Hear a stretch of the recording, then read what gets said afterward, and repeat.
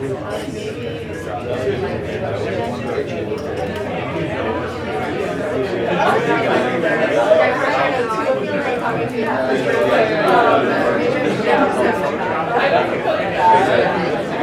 you everybody for coming out. Taylor's asked me to moderate the discussion. My name's Erin Haygood. I am here in my capacity as an editor of Caesura magazine. Yeah, do you all mind? Do you? A journal of art criticism. And so I'm going to ask him some questions, and then we'll open it up to the audience. So Taylor, I wanted to start out kind of simple. What drove you to make this? Yeah, well, I think pretty simply, it was something I was having these kinds of conversations that are in the film with people over the past, decade or so of my life. And just this kind of shared malaise of the present, and this idea of how do you make art in the present that feels relevant? How do you make art in a time of, I guess you could call it social and political regression? Though it might not have been couched in those terms, but really I wanted to start recording some of these conversations that had been happening organically, because it seemed like there was a collective angst about how one should go about making art in the present. One thing that the multiplicity of interviews really reminded me of is, and I guess a lot of people maybe have thought of this, I don't know, Chris Marker, and the films that he does right when you can first go out and record audio at the same time that you're recording video. And he goes and he asks people these questions and kind of catches them off guard, and it's, I don't know, it's super awkward, and you're looking at their face and their mouth, and you're hearing their weird stutter and the way that their eyes twitch. And I wondered, when you were filming these interviews and then afterwards when you were putting the film together, how did you decide when to cut those shots? What to kind of montage them with, and the sort of feeling that we were going to get of them. What kind of motivated you? Yeah, that's an interesting question. I mean, I think overall just trying to portray people honestly is really what I was trying to do. And to get that kind of confessional character out of people as much as I can. As far as how I cut it and putting it together, I mean, it really is it's just this whole movie is kind of my experience of the art world, or my experience of a very particular corner of the art world, a particular kind of downtown scene. I mean, you'll notice a lot of the footage in there is in this neighborhood, or and there might even be some footage in there that was captured here at Montez. I don't know if that's 100% true or not, but it was just it was trying to synthesize my own experience of what can be a kind of confusing situation, What do you mean by confessional?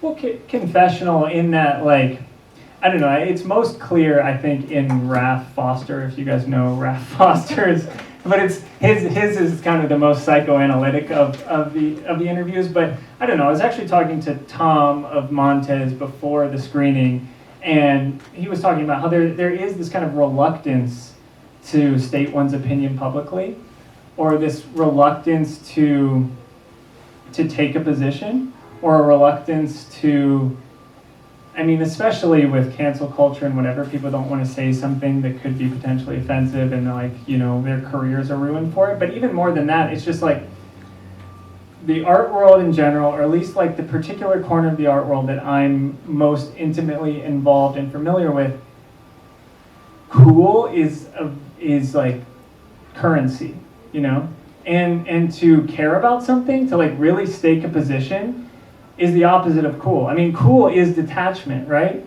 To be hot would be to care.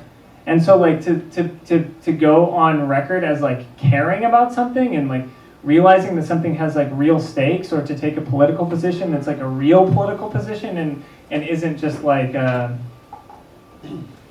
don't know, essentially pandering. I think people are afraid of that. And that's what I mean, like it's trying to get people to take those real positions, I guess, is what I'm trying to, that's what I mean by confessional. So how does that happen through film as opposed to anything else? Well, I mean, it happens through film because there's a record of it. I mean, these conversations that happen in private, have no stakes. And like what I guess I'm trying to do with the film is like present these ideas and present these problems that like everyone is dealing with. And I know there are a lot of artists in the room, and I'm very curious to hear how people respond to these things, and how people think about making art in the present, and how people think about the problem as being something that can't necessarily be reconciled within the confines of art itself. So it's different on film because film is a record. So another thing that I really noticed about the film, especially the beginning, is this kind of like maniacal multiplication of images. Mm-hmm. And so you'll multiply people's faces, you'll put 4, and then you have all of the... Okay, so sometimes when I go to Washington Square Park with my husband, I'll call it the Peasant Festival. I'll say we're headed to the Peasant Festival, because that's kind of what it is to me. It was like the Hare Krishnas there.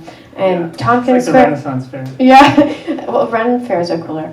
Tompkins Square Park, like, it seems similar, and you just have all these people who, they look the same. They look the same, and there's this crazy, even you putting your own bobblehead into the shot across from Allison's bobblehead, and you two just bobbling together. There's like a sort of like horrifying feeling to that. Why is that horrifying? Dreamlike quality to it. It reminds me actually of this sculpture by Charles Ray from the 90s that was in the Met recently, which is like a family of people, but they're all babies. But some of them have adult heads, and you just imagine them multiplying, and suddenly you're seeing 1 million babies, but they're adults.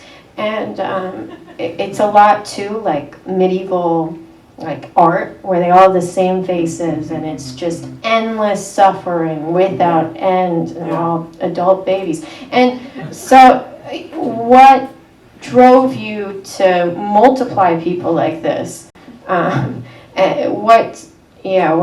What on earth, man?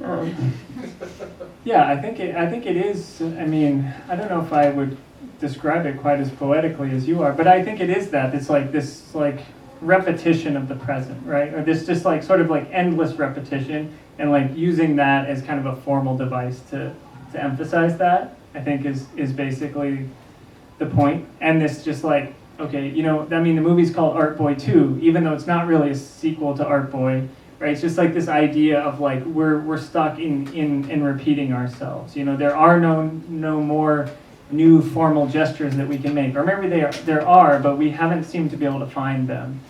And well, that's we could talk a lot about why that is, but I think that the multiplying the images is just to like accentuate this idea of repetition, really.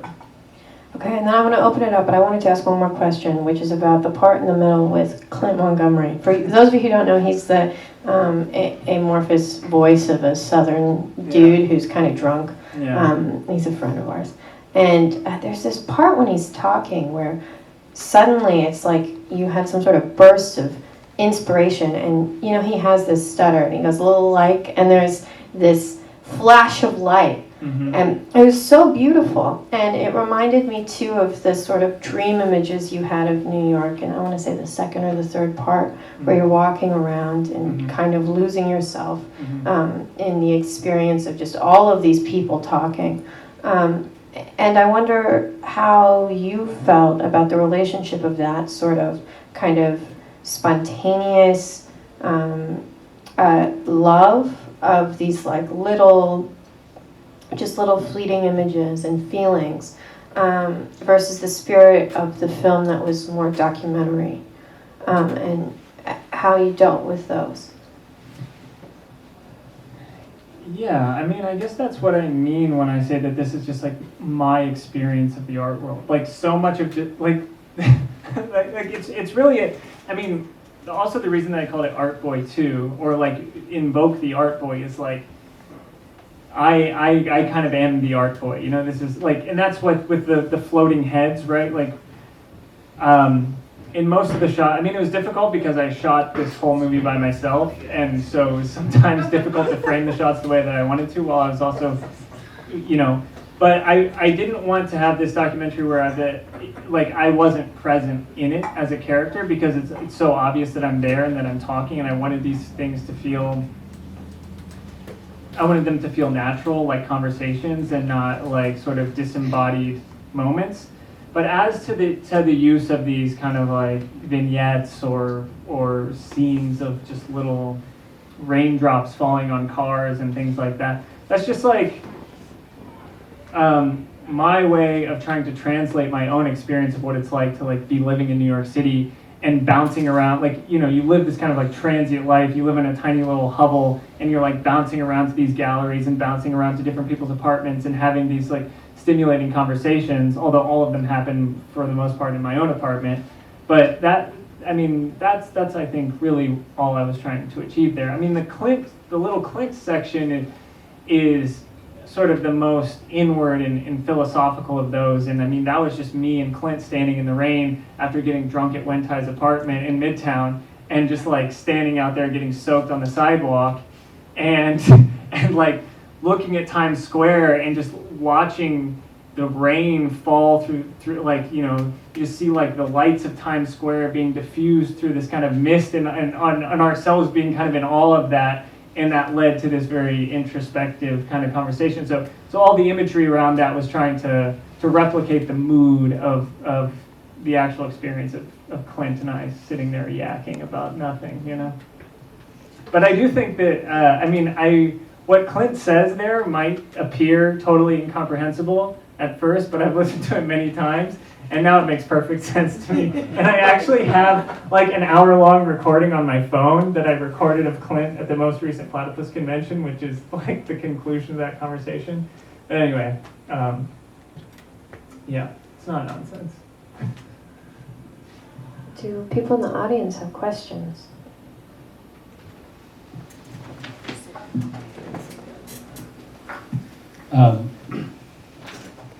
Well, I liked Clint's one, actually. Made sense to me. One go. And I mean, well, before I go into that, I did want to ask, like, what you were trying to do with all the inserts of Times Square. Like, I mean, you know, I live down here, so it was just like a lot of like, oh, I live around the corner, like. So I mean, maybe personally it was like disorienting, but I was just wondering what like the intention with the sort of establishing shots, quote unquote, was.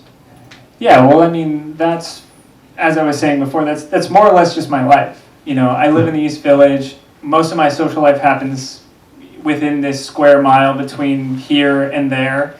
And, you know, we're here. Like, some of these shots were actually, I think, taken from this window, or like we're taken down on the street there.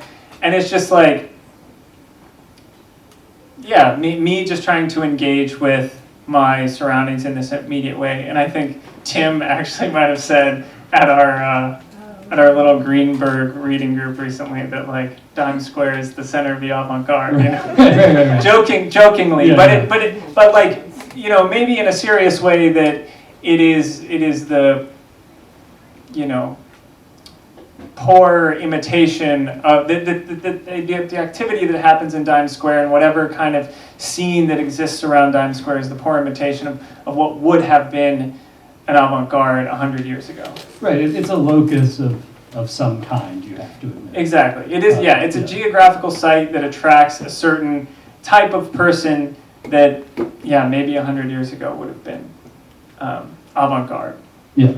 But so, I don't even like, these are just kind of like the rambling thoughts that popped into my mind while I was watching, was like, so kind of the interesting sort of start of it is that I think the title is apt in the sense that, like, in just the sort of, you know, wider sense of this sort of whatever notion of subjectivity and the kind of like even commodification of quote unquote of individualistic subjectivity in the arts, and the sort of like grappling with like the need to be unique, but sort of like being an art boy, and kind of like, actually it makes me think of like, I had a moment that I remember like getting out of the shower the other day.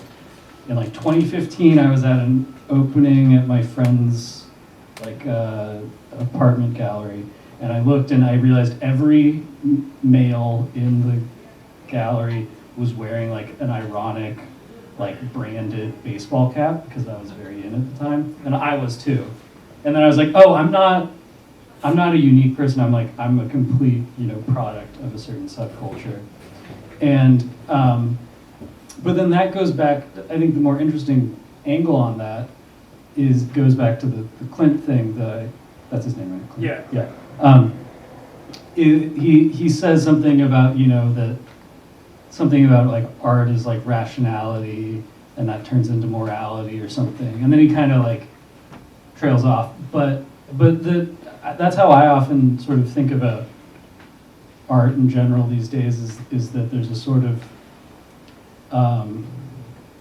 need for a sort of like articulation, or like a depth of feeling or process that is necessary, in the sense that like the way like your subjectivity relates to your artwork, and that it is, and then it also goes back to Allison's bit at the end about like God is the only way out, where like I'm also not religious, but I do often think about it as like a sort of monastic, or like like the idea of like spiritual development and growth is sort of the central thing of like, you need to be good at living, good at being yourself or whatever to be good at art, and that then goes back into the sort of social element of it, which is that like society is sort of failing us in setting us up to become sort of developed, quote unquote enlightened people, and that's maybe the problem that all of us feel is like we know everything sucks, but we also like suck because we live in a world that sucks. Because everything sucks, yeah. We suck because everything sucks. Yeah, I mean, I think that would maybe be my provocation to the audience, is that, the conclusion, I say I don't give a fuck about art, and that's just because it seems as though we live in a society that's incapable of producing, many people said this, Chris said this in the film, Allison said this in the film, that like social transformation must precede artistic transformation, and that in order for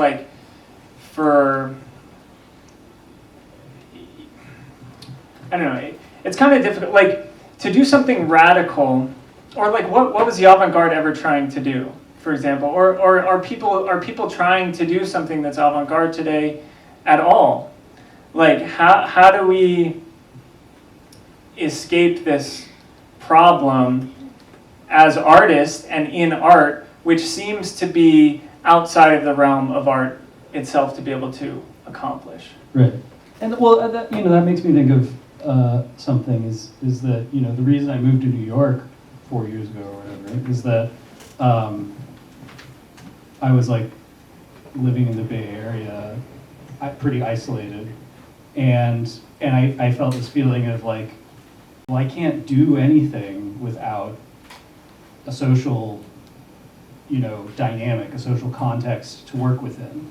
Like in isolation, I'm pretty like convinced that like unless you are kind of like schizophrenic or something, like an outsider artist, like that production kind of becomes impossible in a state of complete isolation. Yeah, well, that was something. I mean, I was having a conversation with this artist Mel Kendrick recently, who again, Carrie, very near and dear to my heart and Carrie's heart. But he was saying that he moved to New York in the 1970s, right at this kind of inflection point of the collapse of the modernist project and sort of the beginning of postmodernism. it was sort of, minimalism was sort of on the wane, and you had to figure out a way of working out of this problem. But he said that he moved to New York. The only reason he moved to New York is to be part of a conversation that was happening. And the kinds of art that was happening in New York at the time, you have like Carl Andre putting steel plates on the floor, or you have Richard Serra leaning steel plates up against the wall. And those kinds of things only make sense within the context of an ongoing conversation. Each of those things is responding to the previous gesture. And I think the problem today is that that conversation doesn't really exist, or insofar as it does exist, it's like 1,000 conversations being taken up by 1,000 different people with 1,000 different reference points, and we're all just like shouting into this roaring crowd, and it's a cacophony. Right, and I think Liv said something good about that that is the kind of state of art criticism these days, is that it is, every writer is the individual champion of whoever they're writing about, and with that context, like, no sort of actual discourse on the problem happens. If I may, just to Sure. maybe prompt this discussion, is this just a continuation of like the bong grip conversations from the movie? I think a specter was raised in the history of art, which was produced by the 20th century. The opposition of formalism and social art, or the social question. I don't know how useful that is. I think we should be open to questioning that formulation of the problem of art. But it does make me wonder, is there an audience for looking at your film? And do we get something by looking at these conversations and by the transformation of our faculty of seeing through your film that's different from and not reducible to the conversation that you all are staging now, which is really a continuation of the several conversations that were chronicled in the film? Yeah. Sure. Well, I would say that I think I'm something of a formalist, and I do think that stance is sort of a insurgency against the sort of norms. And then to the second question about like what's going on with this being a film, it did make me think of what I wish this was 10 hours long or whatever, and that it was all of it, because I think I like. I can give you all of it if you want, Sean. Maybe I'll take you up on that, but I just like the sort of, I think the reason I want that is because I do sort of just like the idea of having these sort of bong rip conversations sort of in their sort of flawed whole, and just the sort of the failures of communication in the moment. Yeah, it should have been a podcast.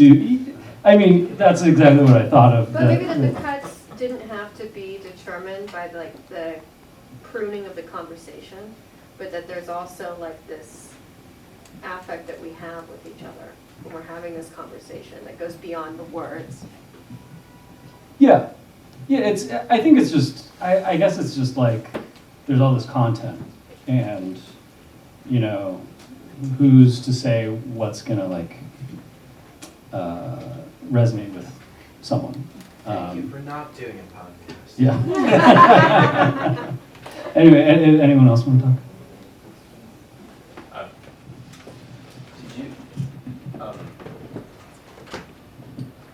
Did you think about bringing people into the conversation that are not part of this microcosm of, and like, because I guess one of the subjects of the films is the kind of dead end, and maybe part of that problem is, and also this idea of avant-garde that you keep bringing up, which is kind of like a romantic kind of idea that's kind of stale in the art world, but has become beyond the art,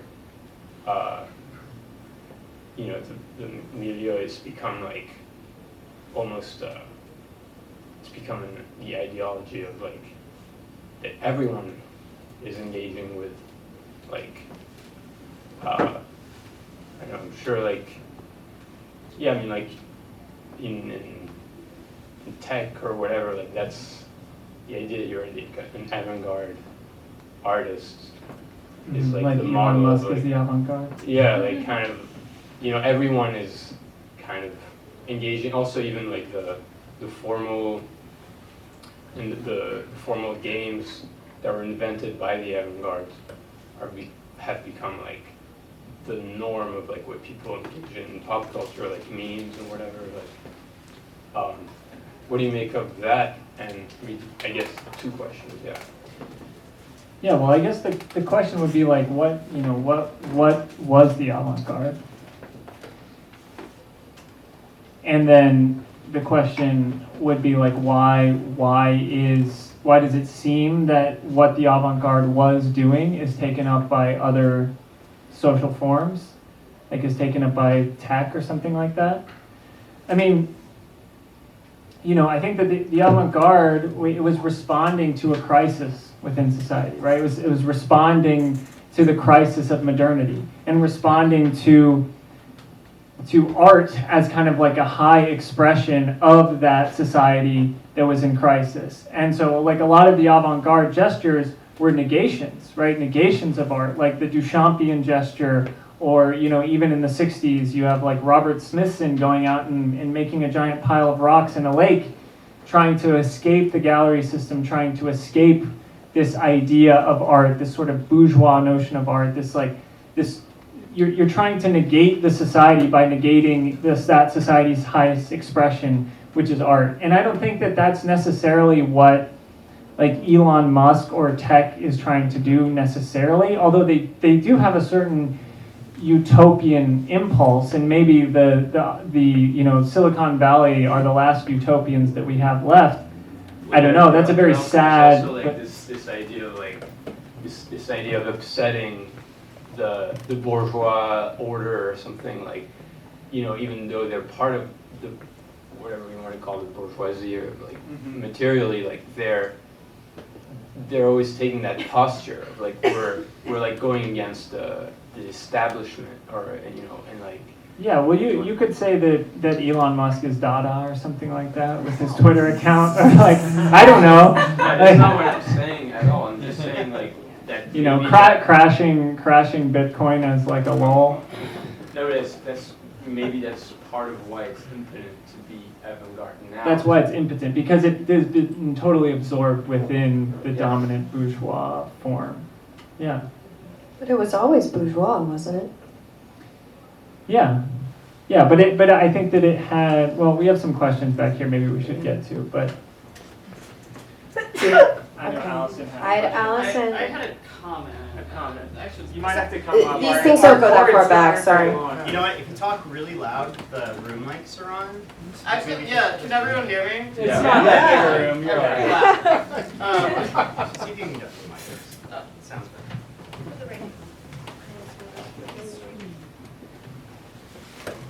So I think actually the definition of what avant-garde is very obscure. And if I asked each of you to say what the avant-garde is, we would wind up with some very different accounts. Well, what about like the etymology of it, which is like? It's the front guard. It's military. Yeah. I mean, we come out of the French Revolution. It's very hostile. Yeah, and as it ought to be. But I think a usable history, a usable definition of the avant-garde is that it is moving culture along at the point when culture cannot be moved along. It's what I call the can't go on, will go on, fighting spirit of modernity. That in a moment of impossibility, it's looking for ways to continue to make something, I would say new, maybe not progress. But I think that's why it's valuable to establish something of a shared definition of what is the avant-garde, because it can be so vague.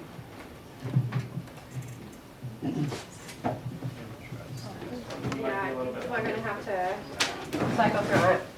I wish these things were cordless, I'm sorry. No, that was a good one.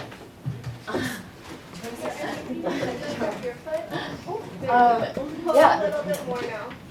So the avant-garde is the part of the military that will die first. Yeah. But if you were fighting a war and you were going to just have a war of avant-gardes, you would lose. It wouldn't work. So I guess, like in that film, I think we can say that maybe film is not the same avant-garde medium as it was. But what is your relationship to somebody like James Calm, who is probably like the least avant-garde person ever, but managed to capture like at least the past like 20 years of art openings through documentary film? Yeah, I don't know. I mean, I don't know that that's necessarily what I'm trying to do. I think that I'm like, and maybe, you know, to be honest, that, you know, it's been raised by Aaron and certainly is a valid criticism that maybe the film is not the best way for this conversation to be had, you know? That maybe what I'm trying to do with this is like, maybe it's this, you know, maybe it's the open forum that happens after the event that provokes the discussion. But I think that the intention here, you know, is a bit of an intervention, I would say, maybe. How did the scale of the film, like just like the length, but also the segments and the chapters, because like I think after COVID we've gotten used to watching films alone or like on a television or on a computer versus in an audience with a group of people. Can you talk about the scale of the? Well, I mean, I knew that I wanted a certain diversity of voices, and by diversity I just mean like diversity of opinion, you know, and diversity of ideas. And I think that the length that the film was necessary to be able to fully represent that diversity of voices. I don't know that it's fully captured in that way, but I didn't want to necessarily talk to people that were just going to agree with me, you know. I wanted to have a well-rounded, and you know, I wanted to get the optimists in there too, you know. Yeah, I guess that would be the answer. Do you like Ghostbusters? Yeah, sure. And Ghostbusters too. Well, that's such a good New York movie. Like whenever I watch that movie, I get really excited about New York. And a lot of the scenes in that film reminded me of. Oh, really? The scenes in Ghostbusters. Well, that's flattering. I'll take that. I know we have some questions back here. Want to come on out?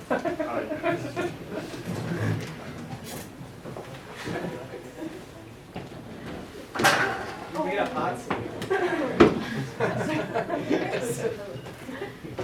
It's not really a question, but I just find myself thinking a lot about this in terms of social relations. There's a lot of irony here being in Dime Square right next to the Forward, the Jewish Daily Forward building, which up until a few years ago had a giant Lenin statue on the top of it. It's hard for me to not, as someone who makes things, it's hard to not frame it in terms of this sort of Mark Fisher sort of capitalist realism idea. To avoid killing myself, I sort of just, I think in a sort of hyper-individualistic way in terms of my own practice, I'm doing it for myself, which I know is probably the most annoying thing you can say as an artist. So I just wonder what your take on that would be, you know, in a society where every aspect of our life is commodified. You know, where do we go from there? I mean, how does that inform your practice? Why is that annoying that you're doing it for yourself? Well, I don't think it's annoying. I just think that it seems to be sort of the answer we go back to. So I don't know how deep that is, or if it needs to be. I'm not saying it needs to be, but it's something that sort of torments me personally, is that, you know, I want a better society, as most of us do. I think going back to what you were saying in the beginning, I think there is this sort of pervasive, atmosphere that, to be cool, you don't want to take a stand about something. You don't want to have skin in the game per se, or you want to be ironic or funny or nihilistic even. And I think that, I don't really have a question here. It's just sort of the way I feel about making things. It's what's the point of living? It's just to live. Yeah, well, that idea is something that is interesting. Like, why do people make things, or how can someone make something in the present? And I think that a lot of art in this moment, where like you can't respond to these conversations, like the linear idea of like what art was has been broken somehow. That a lot of art turns inward, right? It becomes this almost like psychoanalytic thing where you're externalizing your own trauma or something like that into objects. You're like psychoanalyzing yourself and then like externalizing that into an object, and then you call that object art. And I don't necessarily think that that's art. Like that might be some other kind of practice. Art is therapy. Art is psychoanalysis. Sure, yeah, maybe it's psychoanalysis, maybe it's something else. Maybe it's, aestheticization of psychosis or something like that. I don't know, but Why couldn't that be art? Yeah, Picasso was good at that. Yeah, why? I Yeah, don't know. Why do we have the to worry? ubiquity of this trauma discourse that makes us skeptical of it for good reason. But people have produced very good art out of being fucked up people in modernity many times. We have a question back here. Okay,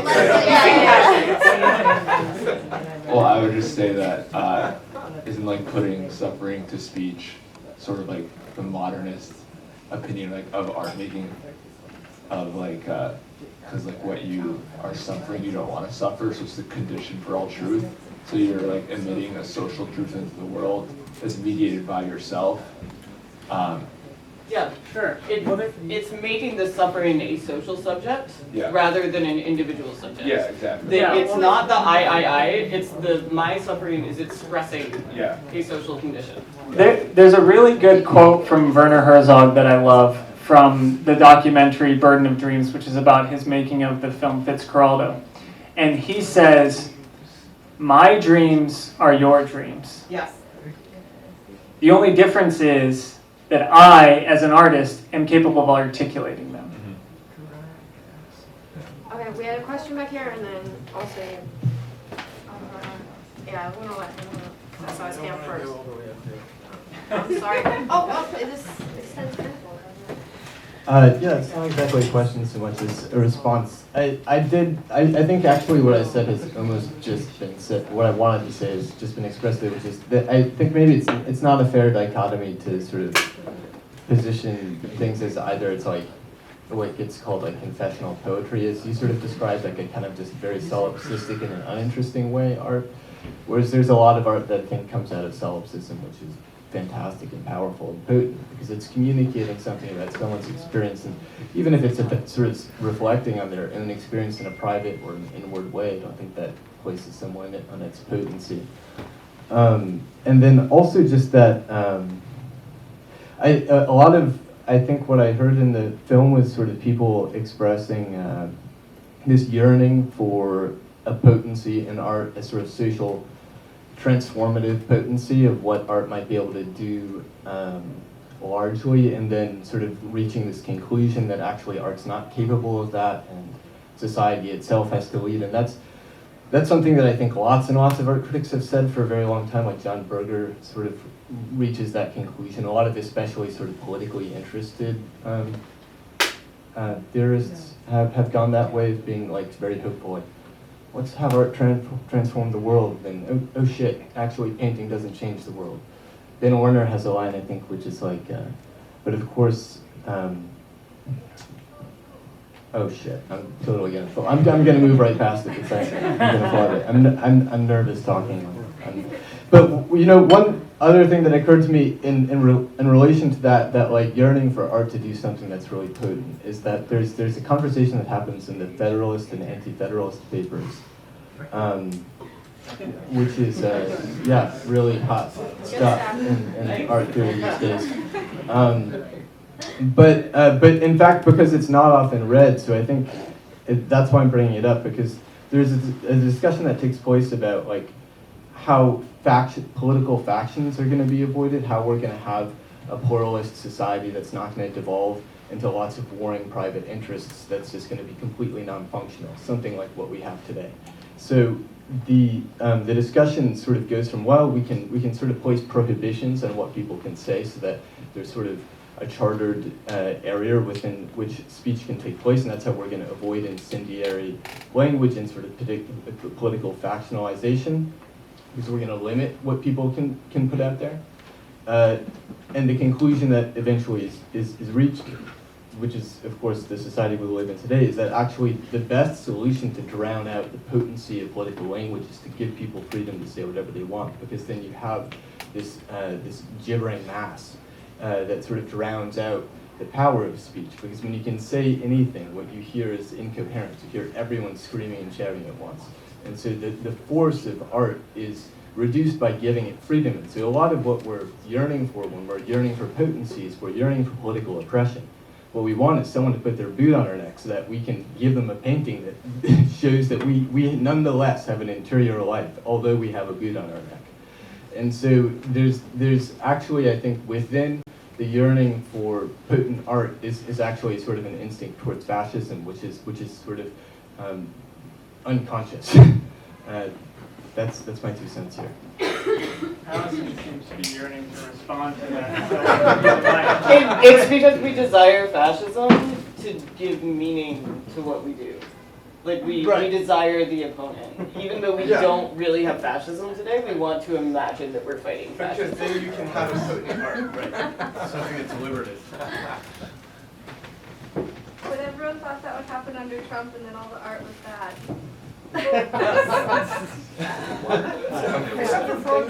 Art is a big too much about that makes bad art. What was that? Art is a big too much about this stuff makes bad art. We have a question. I guess this is sort of a specific question pertaining to you're talking about that opening at Lomax. I forget the name of the artist, but Christensen Knowles. Right. And I thought that was really interesting the way, you were like, oh, I wrote it off because it's sort of like, this would have been something that was a Fluxus, show. And right from the get-go of the film, you bring up this idea of self-awareness, because you're talking about these kids walking around in the neighborhood who are essentially enacting a sort of radicalism that their parents enacted, and they're sort of just doing it, whether or not they know what they're doing. I think they probably do. I guess in that sense, I'm curious if you think like a self-awareness of what you're doing and thinking about this artist at Lomax, like, I'm doing this thing that's gonna that would have been considered this way at this time. If you think that self-awareness helps progress the art, or if it absolutely blows it up, because on some level being self-aware of your faults or what you're doing or your just knowing what you're doing and doing it and giving no fucks can get you really far and can be great, but at the same time it can also be the thing that strips you bare. So I'm just curious what your thoughts on self-awareness in regards to all of this, and the avant-garde obviously being that this is there's no such thing as the avant-garde anymore, in the sense that what you're showing is people who are self-aware of it. So I'm just curious. Yeah, well, I may have come off harsh on Kai, but I wasn't necessarily. I don't think that those are bad paintings or something necessarily. As far as the idea of self-awareness and self-consciousness, I don't know. I mean, my sense is that a lot of this history of the 19th and early 20th century, as far as the intention of what a lot of these artists were trying to do is kind of opaque.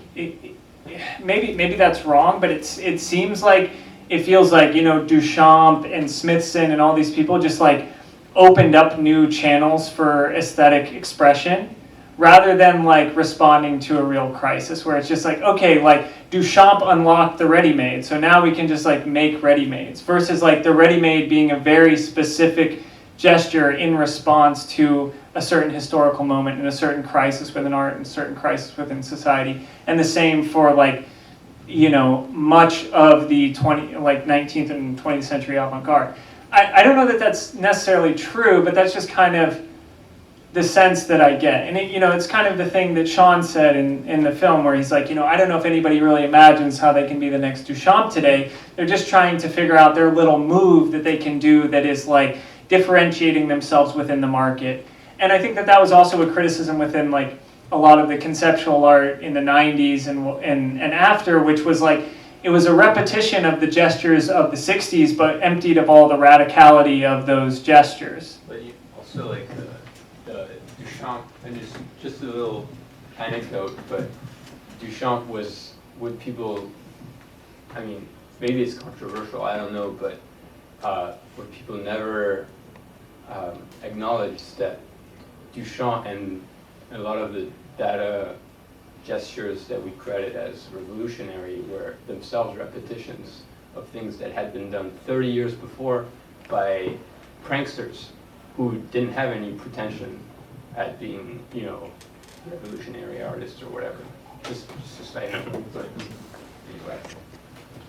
You're right. Taylor, I have a question for you. Yes. To kind of help organize this discussion, and then we've got another question back there. Yeah. So and I don't know how long we want to go, but I don't know, maybe we should. There's definitely a by question 9 or back here that something? we're going to get to, and then if anybody else? Okay, yes. If I pointed at you, anyone else? Okay. Taylor, this conversation makes me feel as though I need to ask, how do you encounter the history of art as a filmmaker? Does it appear to you as simply an obstacle to taking up the art of film, to being an artist? Is there any part that you felt you've been able to appropriate for yourself? Because this conversation seems to be about, you know, a feeling that past art confronts us simply as an obstacle to making art in the present. Yeah, well, I would maybe say that I'm not even necessarily an artist, you know, that like, I guess there are aesthetic gestures within the film, but I don't know, something that I've thought about recently and have tried to realize about myself in what I'm really doing is that this is kind of journalism.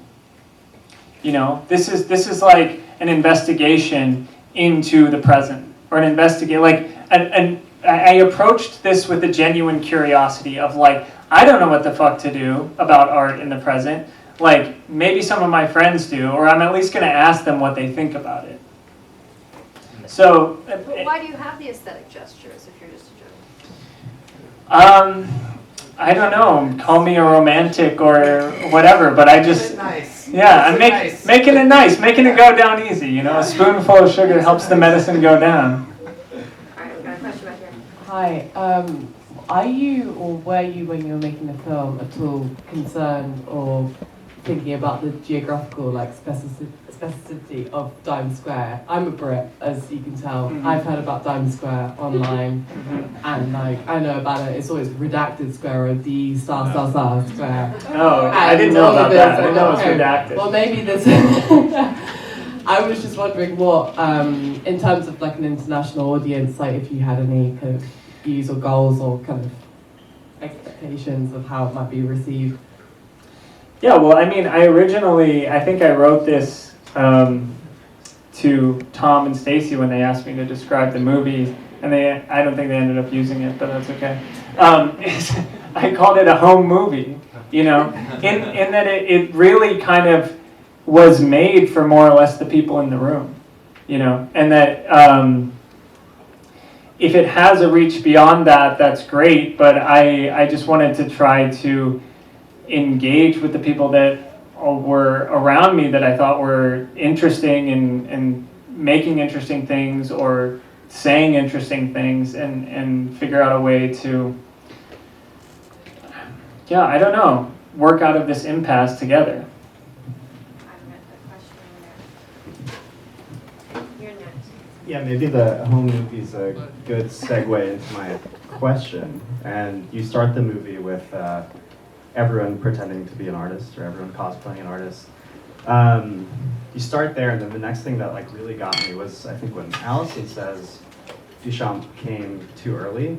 Mm-hmm. I'm curious what that meant and what the world looks like where Duchamp's on time. Mm-hmm. Well, I don't know, Allison, do you want to respond directly to that? Or I can, but... I mean, the funny thing is, it's been a year and a half since we had that conversation. I also realized watching it that we were wrong about the year that the fountain happened. It was actually 1913, not 1917. Well, 1917 is written on the fountain. It does say Armut 1917. It's written on We're going to have to go on Wikipedia later. So I think it was way too early. But, you know, there's this Hegelian idea, right, of the end of art, which has become a very vulgar fantasy that doesn't really take the Hegelian framework seriously. But I think what I proposed to you when we had that conversation, which I'm not 100% sure I want to stay behind, was that had the Russian Revolution succeeded, the meaning of Duchamp would be entirely different. It would not be a destruction. It would not be a catastrophe. And I think Duchamp would even know himself to be a catastrophe. The catastrophe of the possibilities of art. And the world went on. That was kind of the surprise for Dada and Duchamp at this point. That the world was not actually going to transform.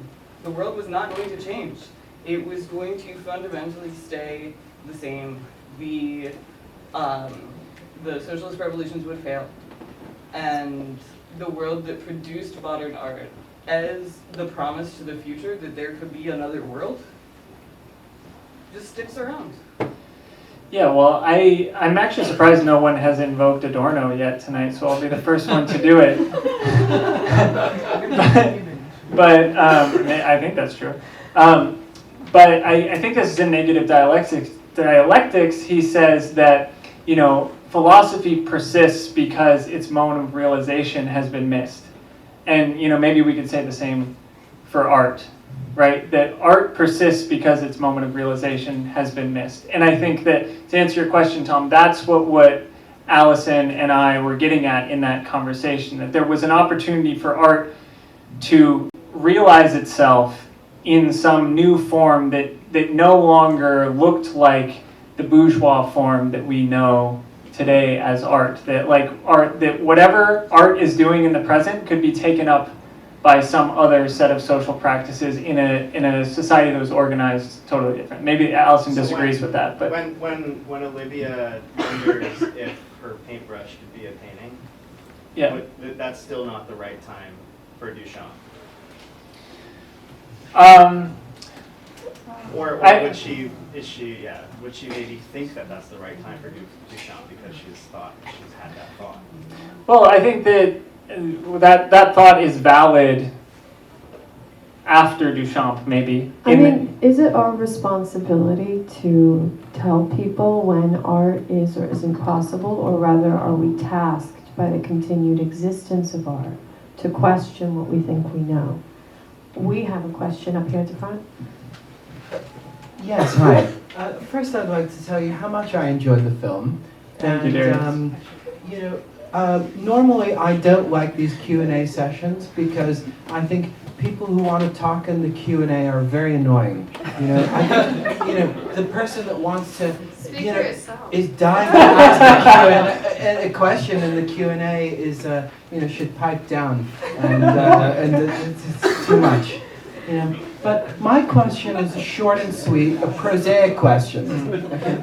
So a couple of people in the room, they kind of touched upon how, we're here at 46 Canal and we're showing, the film that, everything in the film is in our immediate surroundings, and it's like this very insular thing. And I was just wondering, on a practical level, what are your plans for showing the film to a wider audience? Because, here, I recognize, people in our friend group here, but, what, in terms of going further afield, with this film than where we are right now. If that's something on your mind. Yeah, well, it is on my mind, and a few people actually have reached out to me recently about wanting to see it that are in other cities, in London, in Chicago, and Los Angeles. And I would be interested in screening it in those cities, but I actually have no idea how it would be received there, if it would be received the same way. I mean, of course, we know Times Square is an internet phenomenon that many people are aware of. I don't know if they know what it looks like. And I don't know if that is, maybe that's an open question. I don't know if that's integral to the questions that the film raises or not. I don't think so, but I think that it, it's fun for us here to watch, I guess. Question in the back.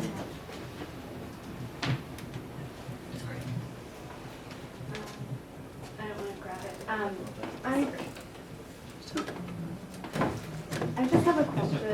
You mentioned earlier that you approach this as like an investigative piece of why the scene that you're a part of looks the way that it does. What about, I know it was mentioned briefly in the film, the role of the collectors. I kind of understand for a film like this why they might not be centered. You're kind of questioning their taste a bit. But I'd like to hear more about what you think of their role in this, and even just more color of like, who are they and do they even care about this conversation? Yeah, I mean, I think the simple answer is that I'm not friends with any.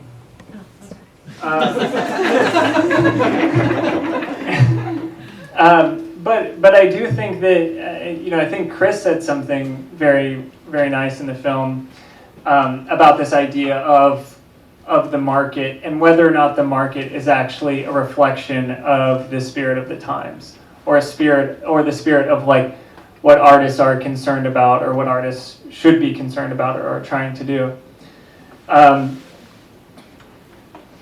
So yeah, I don't know. Maybe I'll make another film where I just talk to collectors. I don't know. Okay, I think, Taylor, I do have one last question for you now, then I want to end it. Yeah. Which is the quote at the beginning of the film about the muse. Yeah. That those scorn the muse whom are themselves scorned. Yes. Sorry, I'm butchering it. That's okay. Close enough. Yeah. Why did you choose it? And I also kind of want to turn that quote back on you. How did you choose your objects, whether they be the people you interviewed or the crab that you were really obsessed with? Maybe it's a lobster. That's a crab. Yeah. And what is your relation to it? How do you make that judgment? Yeah, so as for the quote, I found the quote after I had basically finished the film.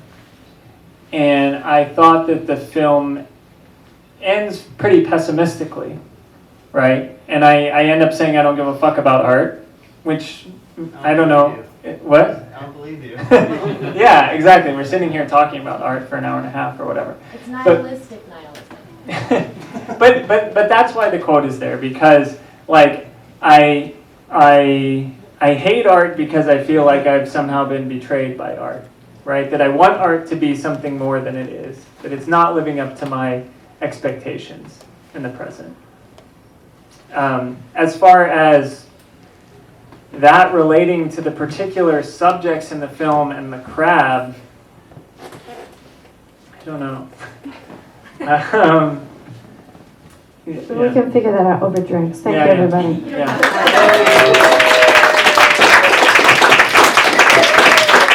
And congrats, Taylor, for Art Break 2.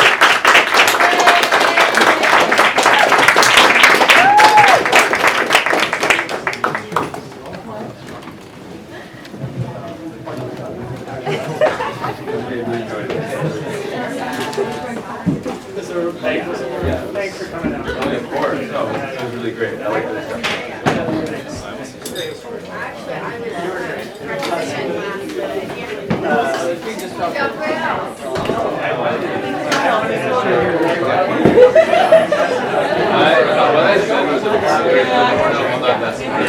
I mean, I like how we don't want to be dramatic. Like, that's interesting. We can yell at each other. Step behind the camera. You there. That's why they weren't here. They were all there.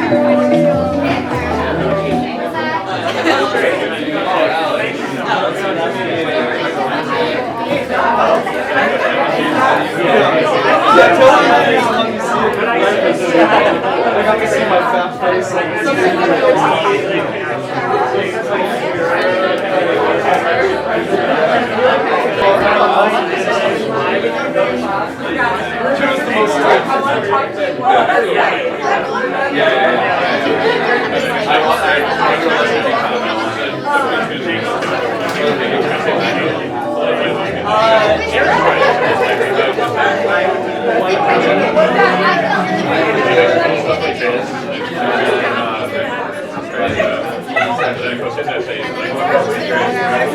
Hi, love.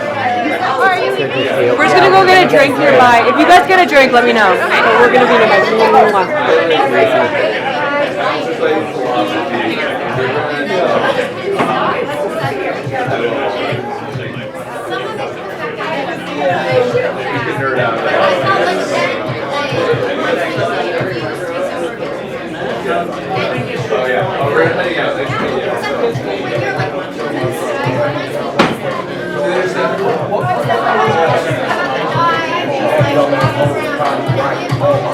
I don't know how much it's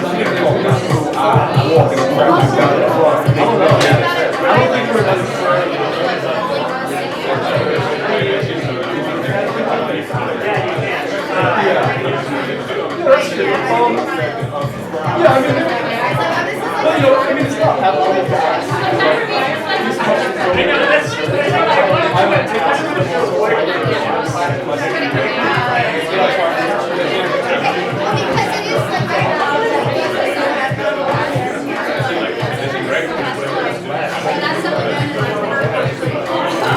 What's his name? The guy by the bookshelf.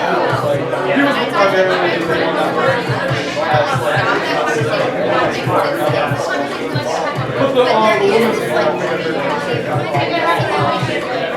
and then there's the other guy. He seems a little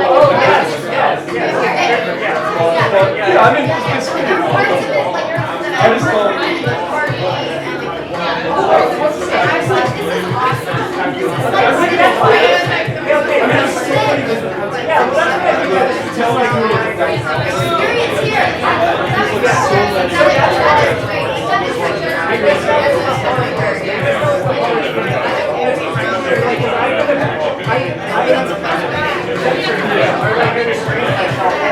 Yeah, but you wonder how much back in the day, a lot of it is kind of these were the most I mean, obviously, it's pretty exciting. But it really brings more purpose and all that perspective. Because, you know, like, during the abstract it wasn't really so I would imagine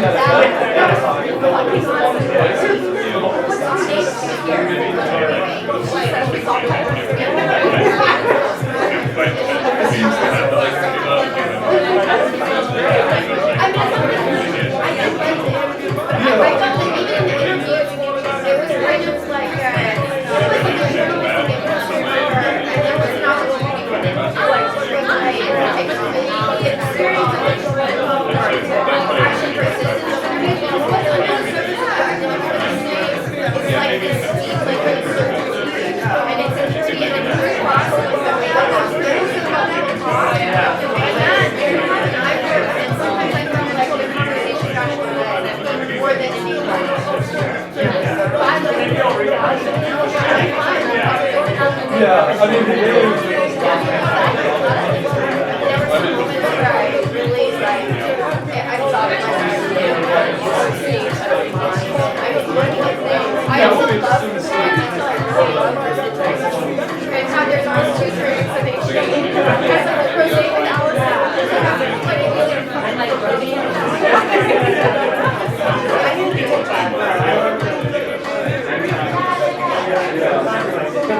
yeah.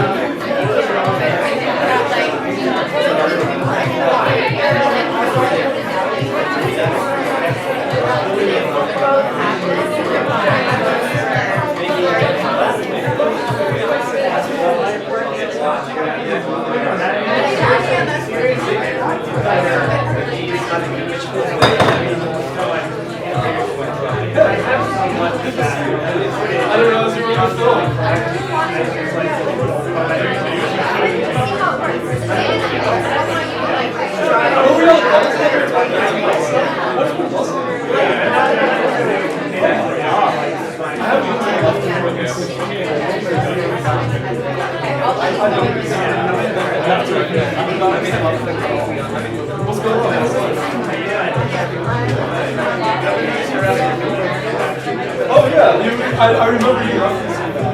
Do you know that Richard Harris reference? He has a good book for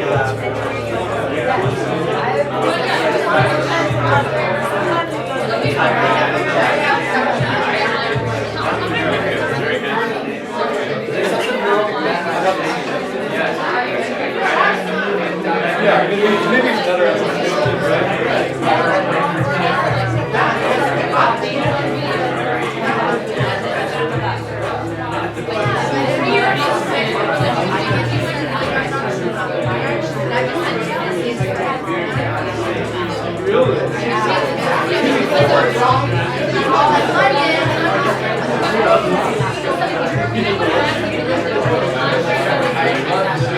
You know, so I actually have, so Gary Gross was doing that talk about that. It was called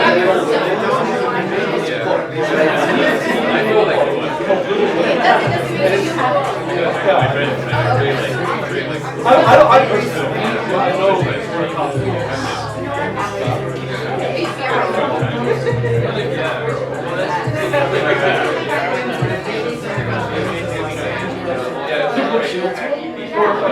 Not the dildo.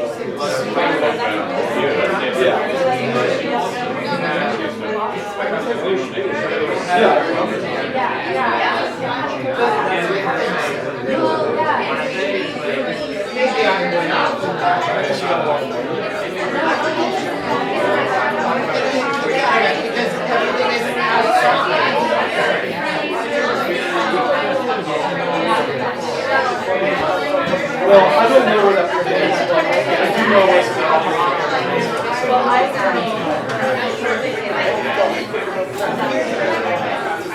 Do you want to photograph that?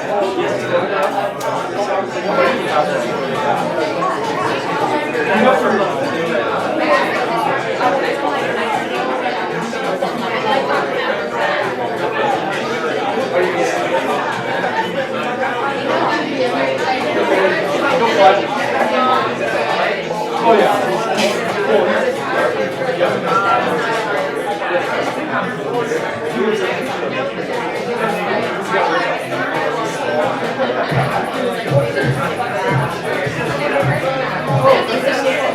Yeah, I have young. Taylor would love to see it. I was like, I hope I don't get that. I'll see it. I like your little football. Oh, you missed that? How do you know